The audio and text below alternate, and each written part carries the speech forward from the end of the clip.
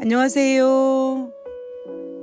매일 성경통독 묵상을 통한 은혜 나누기입니다. 오늘의 제목은 자식에 대한 부모의 삐뚤어진 사랑입니다. 오늘 성경 본문의 배경은 사무엘상 3장입니다. 사무엘상 3장 13절을 쉬운 성경으로 읽어보면은 엘리는 자기 아들들이 나쁘다는 것을 알았다. 또 자기의 아들들이 나를 배반한 것도 알았다. 그러나 엘리는 그들을 말리지 않았다. 그래서 나는 엘리의 가족을 영원토록 벌주겠다고 말했다. 40년 동안 이스라엘의 사사로서 활동한 엘리 대제사장의 모습은 우리에게 많은 것들을 생각하게 하는 인물입니다. 그는 암담한 사사시대의 사사로서 그리고 대제사장으로서 이스라엘 백성들을 영적으로 이끈 영적 리더였습니다. 엘리는 참으로 의롭고 겸손한 사람이었습니다. 대제사장이자 이스라엘의 사사인 자신 대신에 아직도 너무나 어린 사무엘에게 하나님의 계시가 주어졌지만 엘리는 사무엘을 질투하지 않았습니다. 오히려 어린 사무엘이 하나님의 계시를 잘 받아들일 수 있도록 도와주었습니다. 사울이 백성의 인기를 얻은 다윗을 질투하는 모습과는 너무나 대조적인 모습입니다.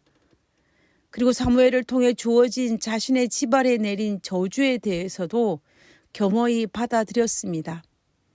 이 일로 말미암아 그 어떤 불이익도 사무엘에게 끼쳤다라는 이야기가 없습니다. 그는 의롭고 겸손한 사람임에는 부인할 수 없는 사실입니다.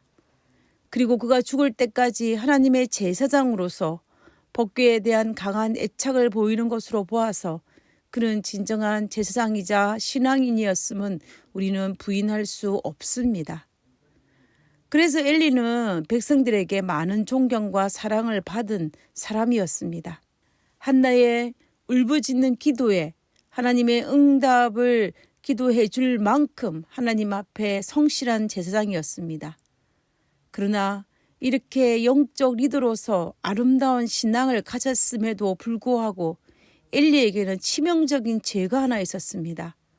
그것은 자식들을 향한 삐뚤어진 사랑, 즉 아들의 죄에 대한 묵인죄입니다. 아들을 너무 사랑한 나머지 아들이 지은 죄에 대해서 묵인한 것이 엘리의 치명적인 죄입니다.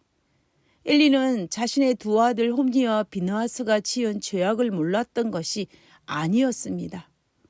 그리고 그 죄가 이스라엘 전체에 영향을 미치고 있었음도 알았지만 묵인하고 전과 같이 여전히 홈니와 비느하스가 이스라엘의 제사장으로서 그 직분을 감당하게 하였다는 그 사실은 죄에 대한 묵인죄입니다.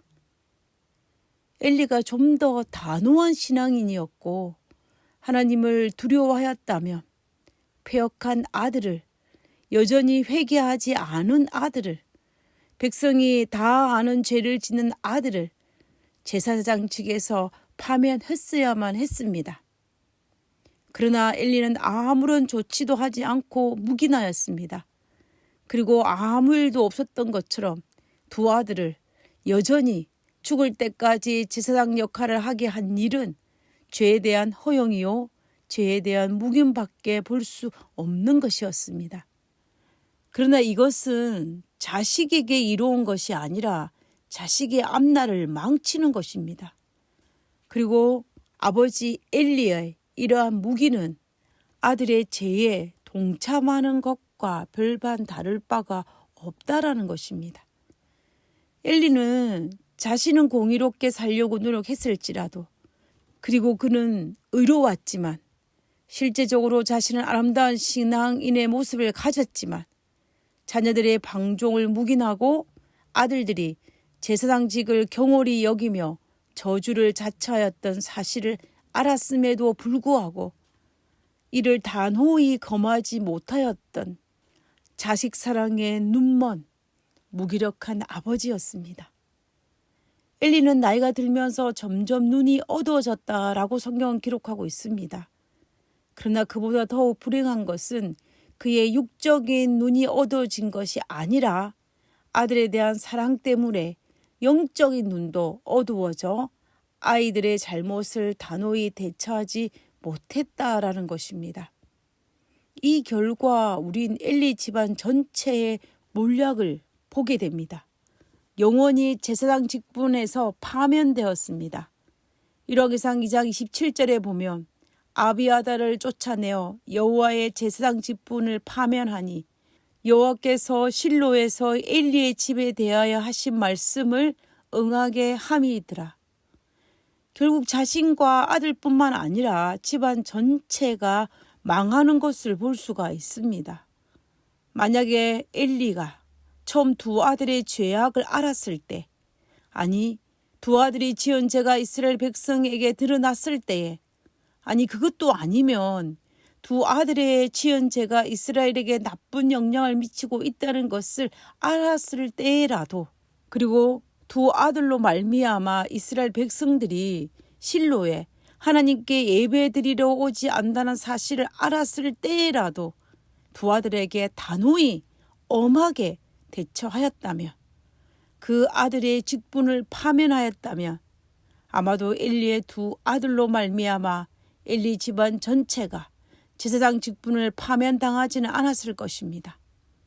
자녀에 대한 눈먼 사랑이 제사장 집안뿐만 아니라 두 아들에게도 치명적인 해를 끼쳤다는 것을 우리는 알 수 있습니다. 자기 자녀에 대해서 가장 잘 모르는 사람은 부모입니다. 우리가 하나님 앞에 영적으로 예민하지 않고 영적으로 밝은 눈이 없으며 그리고 영적으로 단호하지 아니한다면 우리도 엘리처럼 자녀를 향한 사랑의 눈이 멀어서 그 죄에 동참할 수 있습니다. 그리고 우리의 자녀마저도 망하게 할 수 있다라는 것입니다. 우리가 자녀를 사랑하고 보호해야 할 책임이 있지만 그것이 너무 지나치면 이것도 자녀들의 앞날에 독이 된다는 사실을 우리는 절대로 잊어서는 안 될 것입니다. 그러므로 우리 육신의 어두운 눈은 허용해도 그 어떤 이유로 영적인 눈이 어두워지는 것은 우리는 피를 토하면서까지도 허용하면 안 됩니다. 하늘 계신 저희들의 아버지, 참으로 두렵습니다. 영적으로 어두워질까 두렵습니다. 아들에 대한 죄에 대한 묵인죄에 동참하여 아들을 파멸시킬까 두렵습니다.